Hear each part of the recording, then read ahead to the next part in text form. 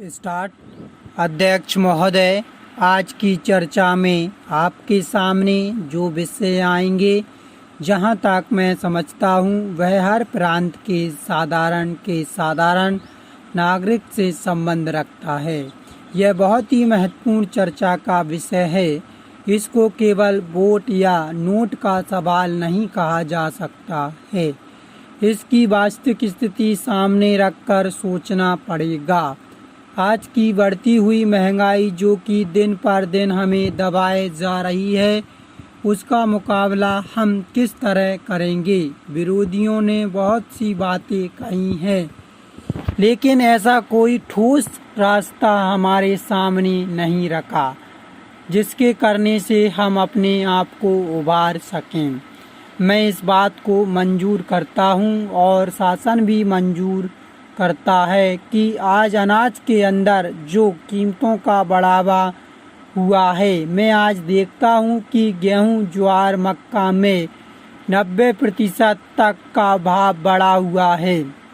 इसी तरह से वनस्पति तेल के मामले भी यही स्थिति बनी हुई है। इस साल हमारे इलाके में केवल मूंगफली पैदा होने से वनस्पति तेल के भावों में 20% की बढ़ोतरी हुई है।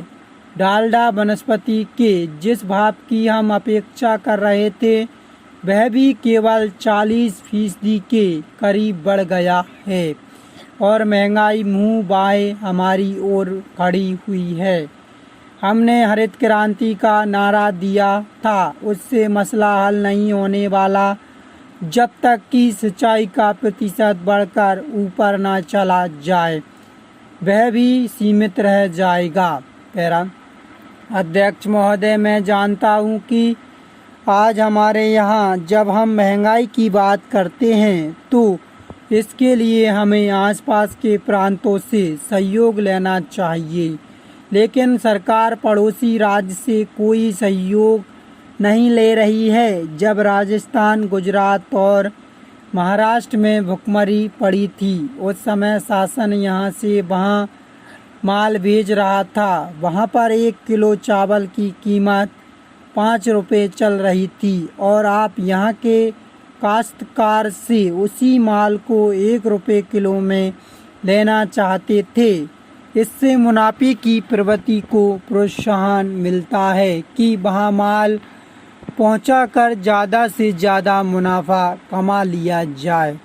हमें आज देखने पर मालूम होता है कि हमारे किसानों के सामने आवश्यक सामान की बहुत कमी है, जिससे वह लक्ष्य प्राप्त नहीं कर पाते हैं।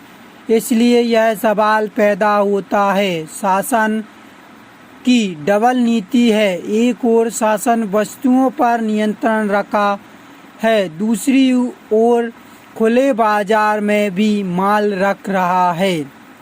यह सब चीज़ें काला बाजारी का कारण होती हैं और इससे महंगाई को प्रोत्साहन मिलता है।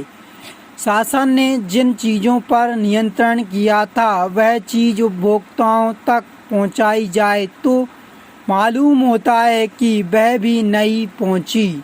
हम इस प्रकार की डबल पॉलिसी से आगे नहीं बढ़ सकते हैं।